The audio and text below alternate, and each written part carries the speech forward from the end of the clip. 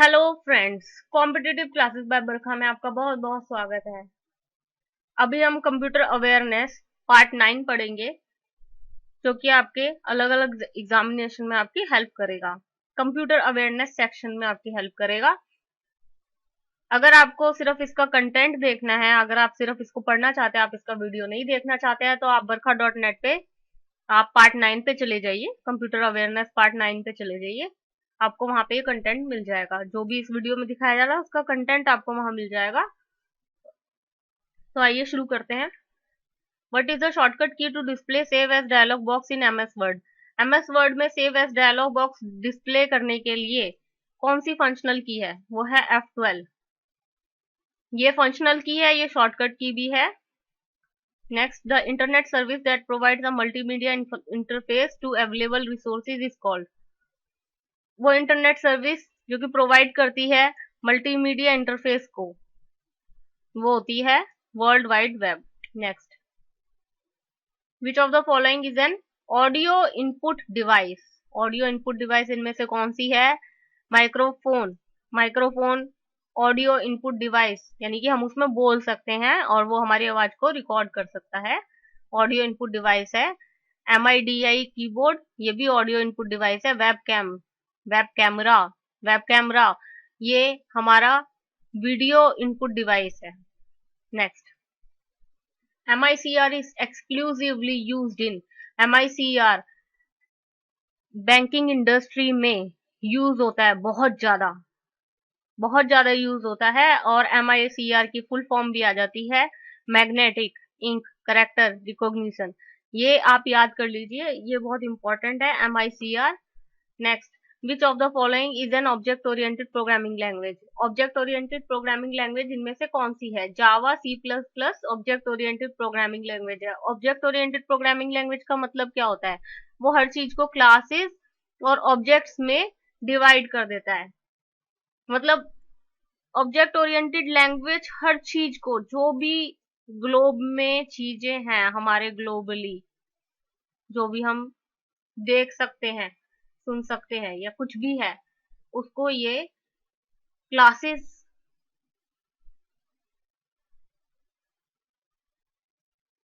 And objects में divide कर देती है, object oriented language.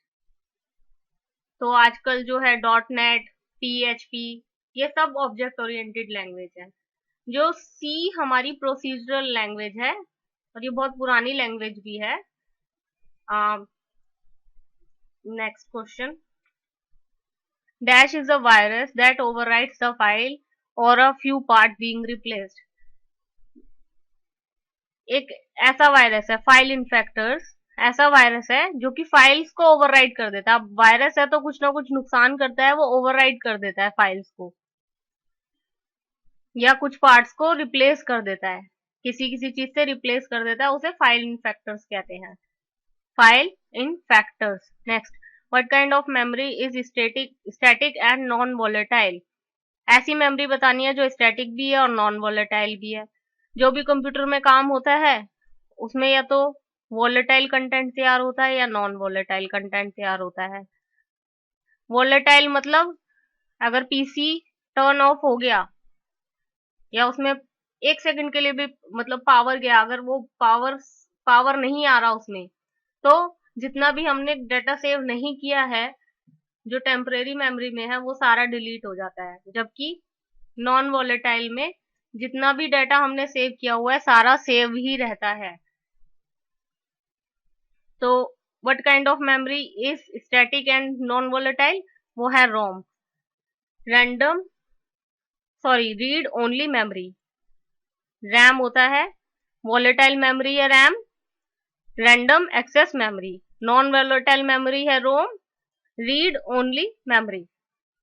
Next, in Excel, merging allows users to bring together copies of workbooks that other user have worked on independently। जो और लोगों ने independently काम किया होता है, एक्सेल में मर्जिंग अलाउ करता है कि वो उसकी कॉपीज को एक साथ वो कर दे, मर्ज कर दे। A dash is the term used when the search engine returns a web page that matches the search criteria. अब फ्रेंड्स, सर्च इंजन क्या होता है? आप google.com जानते हैं? आपने ब्राउजर पे लिखा google.com, आपका google.com खुल जाता है, नीचे एक ऐसे बॉक्स बन के आ जाता है और यहाँ पे एक सर्च बटन होता है या एंटर के लिए एरो होता है। तो आपने यहाँ पे सर्च में, जैसे कि आपको आईबीपीएस के बैंक एग्जाम के लिए आपने अप्लाई करना है, लेकिन आपको आईबीपीएस की वेबसाइट नहीं पता, तो आप क्या करते हैं? आप यहाँ पे आईबीपीएस लिख देते हैं। आपको इतना तो पता है ना आईबीपीएस, आपने आईबीपीएस लिखा, एंटर किया, तो आपके पास एक ऐसे पेज खुल के आता है जिसमें अलग अलग साइट्स के नाम दिए होते हैं। फिर आप उसमें देख के ibps.in उस पर क्लिक कर लेते हैं। तो आपके जो आपने जो भी सर्च किया है उससे मैच करता हुआ, क्राइटेरिया को मैच करता हुआ जो भी वेब पेज आपके सामने खुलता है, तो जब भी ऐसा होता है तो एक टर्म यूज होती है सक्सेस। जब आपका सर्च क्राइटेरिया से मिलता जुलता आपका वेब पेज खुल जाता है तो उसको सक्सेस बोलते हैं। नेक्स्ट। और फ्रेंड्स, google.com एक सर्च इंजन है, एक बहुत बड़ा सर्च इंजन है। Next question, help menu is available at which button? Help menu कहाँ पे मिल जाता है हमें? स्टार्ट बटन पे। The electronic switches in the ENIAC were, ENIAC में इलेक्ट्रॉनिक स्विचेस कौन से थे? Vacuum tubes. अभी क्या यूज हो रहा है? Integrated circuit, IC। Next, what operation you will perform if you need to move a block of text? देखिए फ्रेंड्स, अगर मूव टर्म आ जाती है तो आपने कट टर्म का यूज करना है।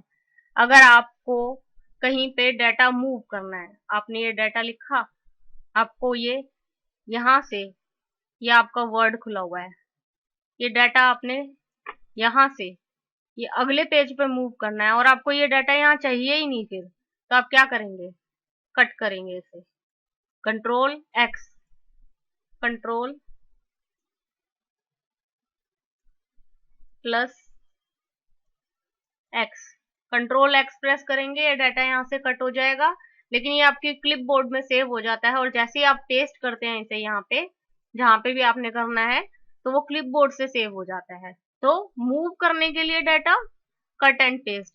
अगर आपको डाटा यहाँ पे भी चाहिए और यहाँ पे भी चाहिए तो copy and paste. Next, how much space is in minimum must be provided between columns? Columns के बीच में मिनिमम स्पेस कितना प्रोवाइड कर सकते हैं?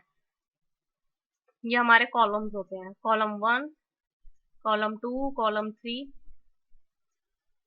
तो अगर हमें इस कॉलम के 1 और 2 के बीच में स्पेस देना है तो सबसे मिनिमम स्पेस हम क्या दे सकते हैं? 0। Next, what is use to create newspaper style columns? Format columns use किए जाते हैं क्रिएट करने के लिए न्यूज़पेपर स्टाइल कॉलम्स को। What would you use for immediate real time communication with a friend? Real time communication करना है हमने फ्रेंड्स के साथ, तो क्या यूज करते हैं? Instant messaging.